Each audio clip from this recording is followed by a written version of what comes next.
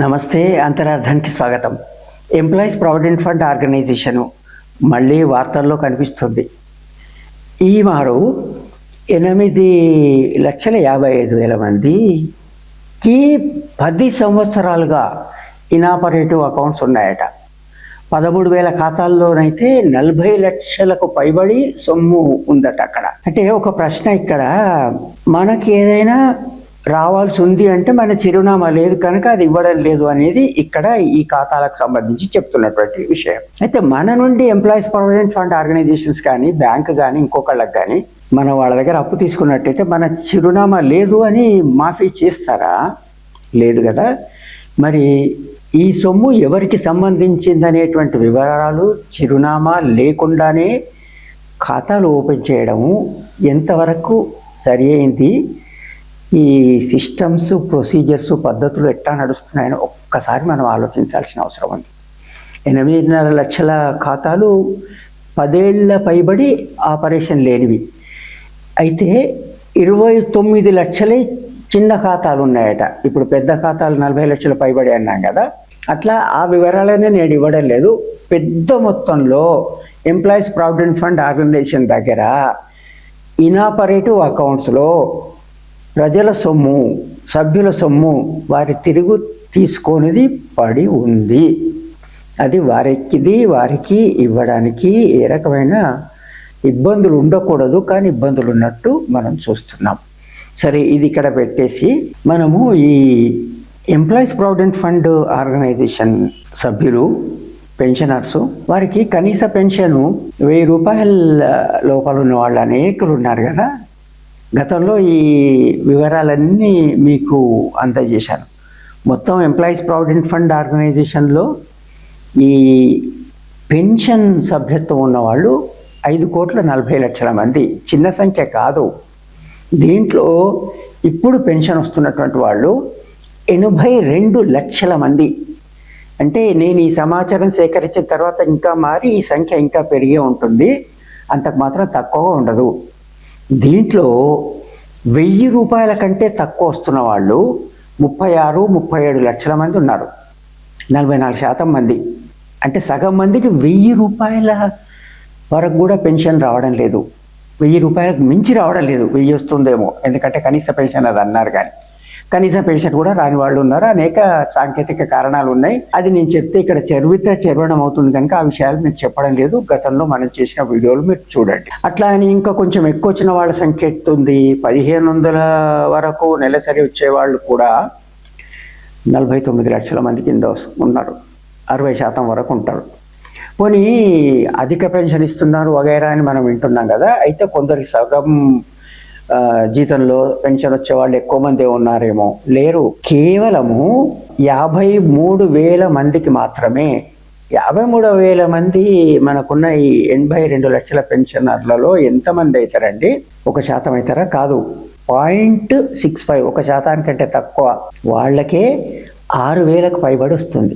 99% పైబడిన వ్యక్తులకు 6,000కు లోపే వస్తుంది. కనుక ఇది పెంచండి అని మనం అడుగుతున్నాము. ఈ ఛానల్ ఒక ఉద్యమంగా తీసుకున్న సంగతి మీకు తెలుసు. ఎప్పటికప్పుడు పుకార్లు అవి వస్తుంటే మీకు తెలియజేయడానికి వీలుగా అనేక సార్లు ఎప్పటికప్పుడు తాజా విషయాలు తెలియజేసే ప్రయత్నం చేస్తున్నాము. గతంలో అనేక విషయాలు ఈ గణాంకాలు చెప్పినాం కనుక నేను మళ్ళా చెప్పడం లేదు మీకు. ఒక్క విషయం మాత్రం గుర్తు చేస్తా. గతంలో మనం ఒక వీడియో కూడా చేసుకున్నాము. అక్టోబర్లో డాక్టర్ మన్సుఖ్ మండావియా గారు, కేంద్ర మంత్రి, కార్మిక ఉపాధి శాఖల మంత్రి గారు, అప్పుడు ఏమన్నారు? క్యాబినెట్ పరిశీలిస్తుంది ఈ మినిమం పెన్షన్, కనీస పెన్షన్ని పెంచనున్నట్టు వారు చెప్పారు. అదెంత ఎవరికి తోచినట్టు వాళ్ళు రాసుకొని 7,500 రూపాయలు కూడా ఆయన అంగీకరించినట్టు చెప్పారు. మనమేమో ఈ పత్రికలో వచ్చినటువంటి రిలయబుల్ సోర్సెస్ ఏవైతే ఉంటాయో మనం దీన్నైతే నమ్మగలము, ఆ వార్త చూపిస్తూ వారు ఏమన్నది చెప్పాం. ఏమన్నా ఎంతన్నా క్యాబినెట్ పరిశీలనలో ఉంది అని 4 నెలల పైబడి అక్టోబర్ 13వ తేదీ 2025 అన్నారు. ఈ రోజున లెక్కిస్తే 4 నెలలు దాటింది కదా. ఇప్పటిదాకా ఏం జరగలేదు, ఆ పెన్షన్ ఇవ్వడం లేదు. అయితే ప్రతిసారి పాడుతున్న పాటే యాక్చువరియల్ డిఫిషియట్ ఉంది మాకు, అంటే పెన్షన్ ఫండ్ సరిగ్గా లేదు అని చెప్తున్న వ్యవహారం. పెన్షన్ ఫండ్ సరిగ్గా సరిపడేంత పెన్షన్ సంస్థ దగ్గర, ఎంప్లాయీస్ ప్రావిడెంట్ ఫండ్ ఆర్గనైజేషన్ దగ్గర లేదా? వెసులుబాటు లేదా? నేను ఏంటంటే ఉన్న సొమ్ము ఎవరికో ఇవ్వాలని చెప్పడం లేదు. అంత ఎందుకు అడుగుతాం మనము? ఎంప్లాయీస్ ప్రావిడెంట్ ఫండ్ వారి దగ్గర పోగుపడిన కార్పస్ 9,93,000 కోట్ల రూపాయలు ఉంది. వడ్డీయే 59,60,000 కోట్లు వస్తుంది సంవత్సరానికి. మరి పెన్షన్ మొత్తం ఇస్తున్న సొమ్ము ఎంత? పెన్షన్గా ఇచ్చేది మనం 82 లక్షల మంది అనుకున్నాం కదా. ఇవి మనం గతంలో మాట్లాడుకున్నవే, కానీ మరొకసారి గుర్తు చేసుకొని మననం చేసుకొని మరోసారి ప్రభుత్వ వర్గాలను అభ్యర్థించడానికి ఉపయుక్తంగా ఉంటుందని మళ్ళీ అదే విషయం చెప్తున్నా. మీ దగ్గర 9,93,000 కోట్లు వింటున్నారా? ఆ సొమ్ము నుంచి ఇవ్వాల్సిన పని లేదు. మీకు వచ్చే వడ్డీయే 59,000 కోట్లు నిరుడిది.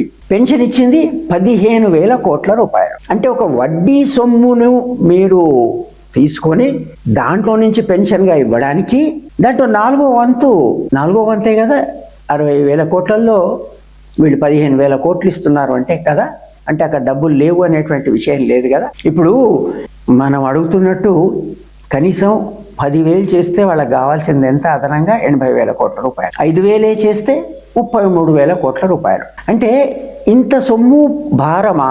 అది ఎవరికి ఇవ్వాలని నేను ఎప్పుడూ అనడం లేదు. ప్రతి ఏటా అదనంగా సభ్యులుగా చేరుతుంటారు, అదనంగా సొమ్ము వస్తూ ఉంటుంది, రిటైర్ అవుతూ ఉంటారు. ఆ రిటైర్ అయిన వాళ్ళకి ఇస్తూ పోతే ఏ రోజున కూడా అక్కడ లోటు ఉండదు. లోటు ఉన్న రోజున సామాజిక బాధ్యతగా ఎంప్లాయీస్ ప్రావిడెంట్ ఫండ్ ఆర్గనైజేషన్కు కావలసిన వనరులు అందించాల్సినటువంటి బాధ్యత కేంద్ర ప్రభుత్వానిది. అది వెంటనే ఏడాదికో, వచ్చే సంవత్సరమో, 10 ఏళ్లలో ఇవ్వాల్సిన అవసరం ఉండదు. ఒకవేళ ఉంటే ఇవ్వచ్చు. ఇది కేవలము ఊహాజనితమే, ఒక నోషనలే. ఆ నోషనల్ అయినా మనం ఎందుకు చర్చించాలి అంటే, ప్రభుత్వ బాధ్యతగా అట్లాంటి సందర్భం ఏర్పడితే కొంత సమకూర్చొచ్చు. ఎందుకు? ప్రైవేట్ సెక్టర్లోనే ఉద్యోగిత అత్యధికంగా ఉన్నది, వారికి వచ్చే ఈ పెన్షను కనుక ఇది దయచేసి వెంటనే పెంచండి అని మరొకసారి అభ్యర్థిస్తున్నా. ఇది విస్తృతంగా ప్రజాప్రతినిధులకు, పార్లమెంటేరియన్స్కు, ప్రభుత్వానికి చేరాలి. మన అభ్యర్థన ఈ ప్రభుత్వం ఆలోచించేటట్టు చేయాలి. ఈ గణాంకాలు మరీ చెప్తూనే ఉండాలి మనకు అందేదాకా. కనుక దీన్ని విస్తృత వ్యాప్తికి మీరు కృషి చేయొచ్చు. దయచేసి మీకు తెలిసిన వారందరికీ ఇది ఎవరిదో ఎంప్లాయీస్ ప్రావిడెంట్ ఫండ్ సభ్యులది ఒకటే అనుకునేది కాదు. 5,40,00,000 మంది దేశ పౌరులు.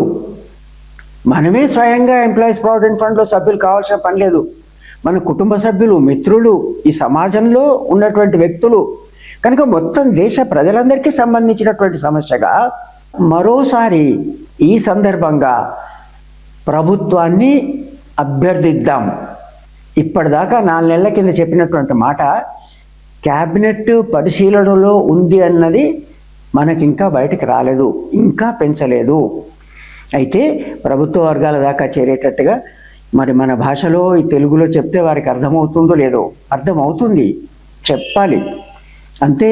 దీనికోసం నేనేం చేస్తున్నానంటే, మన ఛానల్ ఈ ఎంప్లాయీస్ ప్రావిడెంట్ ఫండ్ పెన్షన్కి సంబంధించిన విషయాన్ని అనేక వీడియోలు మీకు సమర్పించాను. మీరు ఒక్కసారి మళ్ళీ అవి చూడండి.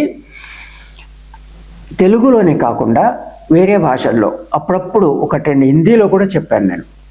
ఇంగ్లీష్లో మాత్రం ప్రతిసారి తెలుగులో చెప్పినప్పుడు ఇంగ్లీష్లో కూడా. అది ఇక్కడ మీకు దిగువ లింక్ ఇస్తాను. మీకు ఈ కామెంట్స్ బాక్స్ ఉంటుంది కదండి, దాంట్లో డిస్క్రిప్షన్ బాక్స్ దిగువన ఉండేది, దాంట్లో మీకు లింక్ ఇస్తా. PSM స్పీక్ అనే నా ఛానల్, దాంట్లో ఇంగ్లీష్లో పెడుతున్నా. తెలుగుదే ఇంగ్లీష్లో ఎందుకు అంటే, అది ప్రభుత్వ వర్గాలకు, తెలుగు మాట్లాడని వారికి కూడా తెలిసేటట్టుగా ఉండేటట్టు పెడుతున్నా. కనుక ఆ ఛానల్లో పెట్టిన ఈ వీడియోలు కూడా అందరికీ అందే విధంగా మీరు దోహదపడి దాన్ని కూడా సబ్స్క్రైబ్ చేయండి. ఈ సబ్స్క్రిప్షన్ ఎక్కువ చేసి, షేర్ ఎక్కువ చేస్తే ప్రభుత్వ వర్గాల దాకా తొందరగా అందే వీలుంటుంది. ఇది ఎంతో కాలం వేచి ఎప్పుడో వస్తుందని చూడాల్సినటువంటి సమస్య కాదని ప్రభుత్వం తెలుసుకోవాలి. ఎందుకంటే ఇది సీనియర్ సిటిజన్స్కు సంబంధించిన సమస్య, వారు ఎంతో దీనావస్థలో ఉన్నటువంటి సమస్య. ఇది ప్రభుత్వ బాధ్యత.